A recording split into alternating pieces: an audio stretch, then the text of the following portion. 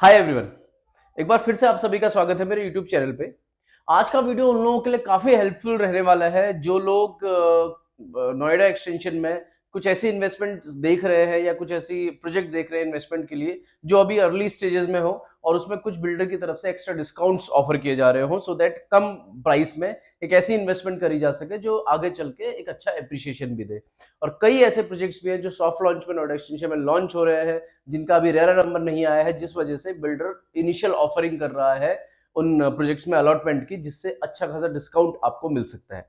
अगर आप इस तरह की इन्वेस्टमेंट चाह रहे हैं या इस तरह की प्रोजेक्ट के बारे में आपको जानकारी चाहिए या किस तरीके से ऐसे प्रोजेक्ट्स में इन्वेस्टमेंट स्टार्ट करी जा सकती है, ईओआई क्या होता है जिसे हम एक्सप्रेशन ऑफ इंटरेस्ट कहते हैं, ये सारी जानकारी आज के वीडियो में आपको दूंगा।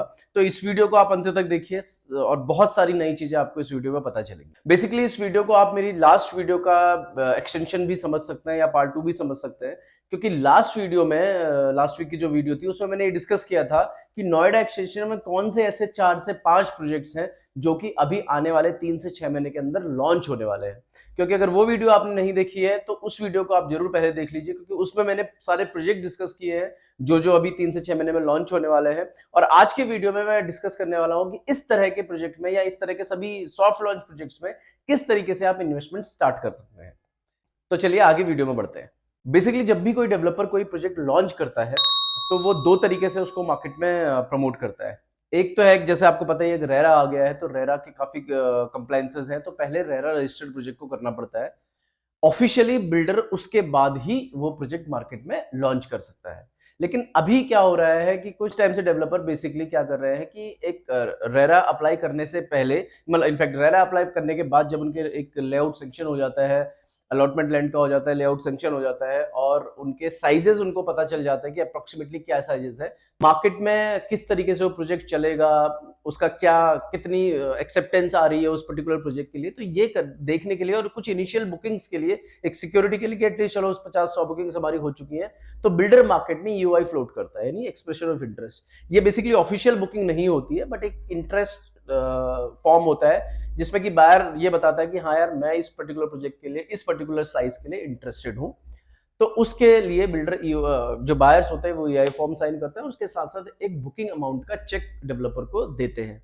तो एक सिक्योरिटी चेक डेवलपर अपने पास रख लेता है। अब ये इसलिए भी हो रहा है क्योंकि आजकल जो भी प्रोजेक्ट लॉन्च हो रहे हैं डेवलपर पूरा प्रोजेक्ट एक साथ लॉन्च नहीं कर रहा है, वो या तो एक टावर या 2 टावर लॉन्च कर रहा है, और क्योंकि मार्केट में डिमांड है तो बायर एडवांस में उसकी बुकिंग करना चाह रहे हैं कि हमें हमारा पर्टिकुलर जो चॉइस का साइज है पर्टिकुलर फ्लोर यानी चॉइस का फ्लोर मिल जाए, तो इसके लिए डेवलपर ईओआई साइन करते हैं। बट ऑफिशियल बुकिंग या ऑफिशियल अलॉटमेंट उस टाइम पे नहीं होती है क्योंकि वो प्रोसेस रेरा आने के बाद ही शुरू होता है।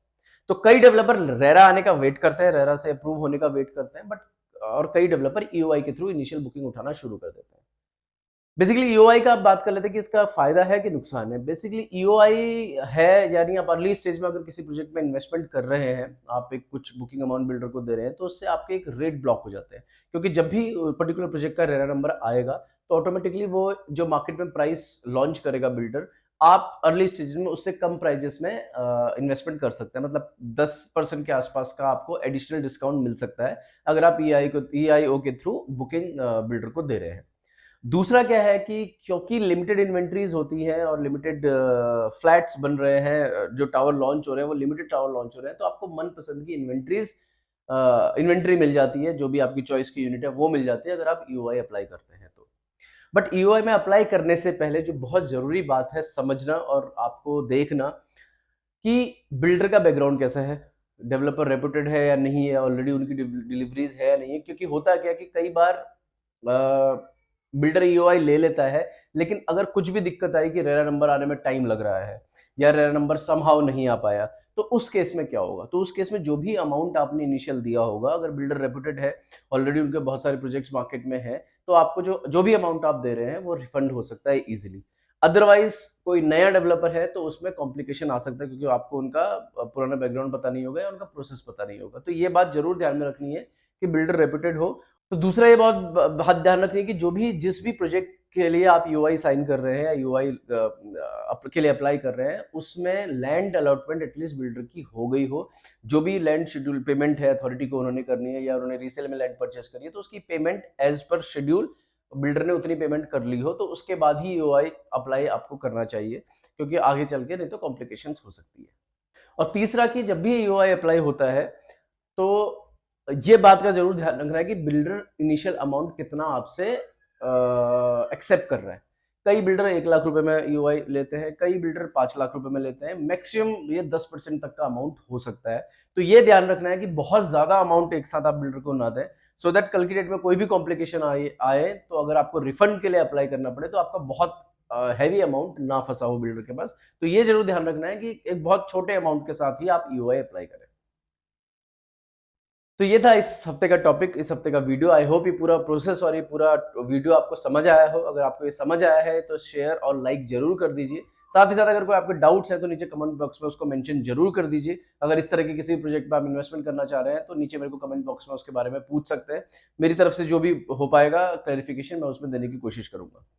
तो फिर मिलते हैं अगले वीडियो में, तब तक आप सभी अपना ख्याल रखिए। Thank you very much.